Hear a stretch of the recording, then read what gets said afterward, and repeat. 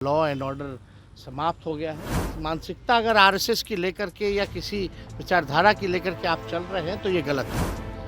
आप सब लोग जनता के नौकर हैं और आप जनता को जो है बेरहमी से जिस हिसाब से पिटाई की जा रही है मुसलमान भाइयों के प्रति, अगर कोई बुरी नज़र से देखने का काम करता है तो उन बुरी नज़र वालों को नज़र अच्छी कैसे की जाए हमें हर तरीके पता है।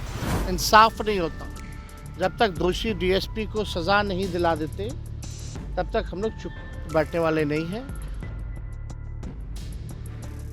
बिहार के मुसलमानों पर नजर डालना भारी पड़ेगा, ऐसा हम नहीं, ऐसा नेता प्रतिपक्ष तेजस्वी यादव कह रहे हैं। नेता प्रतिपक्ष तेजस्वी यादव मधुबनी जाने से पहले मीडिया से बातचीत करते हुए नजर आए, जहां उन्होंने सीधे तौर पर सरकार पर हमला बोला है। लॉ एंड ऑर्डर पर उन्होंने जमकर निशाना बिहार सरकार पर जो है करते हुए वो नजर आए और बिहार पुलिस के लोगों पर उन्होंने बड़ा बयान दिया है। उन्होंने कहा है कि आप जनता के नौकर हैं, आप आरएसएस के नहीं। और जिस तरह से बिहार में क्राइम का ग्राफ बढ़ रहा है उस पर तेजस्वी यादव ने बड़ा बयान दिया है।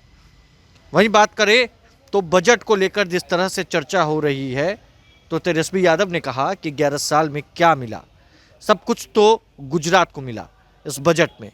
और इसी तरीके से तेजस्वी यादव ने बड़ा बयान दिया है, ज़रा सुनिए। और जहाँ तक पार्लियामेंट की बात है तो स्टैम्पेड हुआ है तो जिम्मेदारी तो किसी पे तय होनी चाहिए। इतनी बड़ी घटना हुई है तो होना चाहिए। अब कितनी संख्या में लोग मारे हैं, देरी हुई है, उस हिसाब से इंतज़ाम नहीं था। तो अगर जनता के सवाल को अगर विपक्ष उठा रही है तो इसमें ऐतराज़ की क्या बात है? सरकार को जवाब देने दीजिए। प्रधानमंत्री मोदी ने कहा है कि आरजेडी और कांग्रेस हमेशा से बिहार के साथ छलावा की है और जो बजट है वो बिहार के लिए ऐतिहासिक बजट है। 11 साल में अब तक क्या मिला बजट में? 11 साल के 12वां साल का है ना ये। 11 साल तक तो अब तक बजट पेश कर रहे थे, क्या मिल गया बिहार को? कुछ हुआ पूरा वादा इनका? कोई काम हुआ है 11 साल में जो आप इस 12वीं बजट को मान रहे हो? हम तो बोल रहे 11 जो पहले बजट पेश हुआ उसका क्या हुआ? उसका तो कोई हिसाब किताब ही नहीं है। ये केवल जुमलेबाजी है और कुछ नहीं। पूरी तरीके से बिहार के साथ सौतेला व्यवहार किया जा रहा है। अब कंपेयर कर लीजिए ना, गुजरात और बिहार को कितना मिला है? दूध का दूध और पानी का पानी हो जाएगा। सब कुछ तो गुजरात के लिए किया इन लोगों ने, बिहार के लिए कहाँ कुछ किया। सौतेला व्यवहार किया। विशेष राज्य का दर्जा पहले भी पिछला बजट में अनाउंस था ना, लगभग 60,000 करोड़ के आसपास। कहाँ है उसका? क्या हिसाब है? मिला कि नहीं मिला? मिला तो कहाँ खर्च हुआ? इसका हिसाब किताब तो बताना ही चाहिए लोगों को। तो देखिए, आज हम जो है मधुबनी बेनीपट्टी जो है वहाँ जा रहे हैं और जिस प्रकार से बेहद दर्दनाक घटना वहाँ हुई है, एक अल्पसंख्यक को जब पुलिस के डीएसपी ने, पुलिस वालों ने बहुत पिटाई की है, बिना कोई वजह के जो है पिटाई की गई है। इसलिए हम जा रहे हैं, पीड़ितों से हम लोग मिलने जा रहे हैं।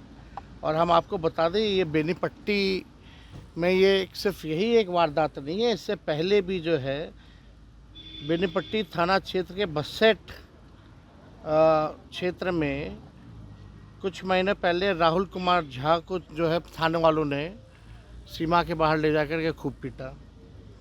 ऑटो चालक मुन्ना झा जो है उसकी हत्या कर दी गई और लगातार जो है अभियुक्त, नामजद अभियुक्त जो है पुलिस अभी तक नहीं पकड़ सकी। धनौजा गांव में हरिमोहन झा की हत्या हुई। डीएसपी ने बयान दिया था कि इसमें शराब माफिया के लोग जो हैं वो मिले हुए हैं, संदेह था, और रिज़ल्ट जो है अभी तक कुछ हुआ नहीं है। और थाना के महज 3-4 किलोमीटर में ही जगत गांव है, 29 वर्षीय सुनील झा कंपाउंडर की हत्या हो गई। महीनों बाद भी पुलिस को कुछ नहीं मिला। ढाका गांव में भी कुछ दिन पहले पुलिस ने बर्बरता से कार्रवाई करते हुए वहां के ग्रामीणों को, महिलाओं को, बच्चों को जो है खूब पिटाई की। अभी तक उस पर किसी ने संज्ञान नहीं लिया।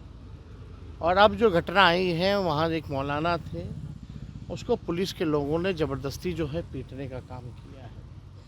ये पूरी तरीके से नीतीश कुमार जी अचेत अवस्था में चले गए हैं। लॉ एंड ऑर्डर समाप्त हो गया है। हम उन पुलिस अधिकारियों को कहना चाहते हैं कि संविधान की शपथ लेते हैं आप। अगर मानसिकता अगर आरएसएस की लेकर के या किसी विचारधारा की लेकर के आप चल रहे हैं तो ये गलत है।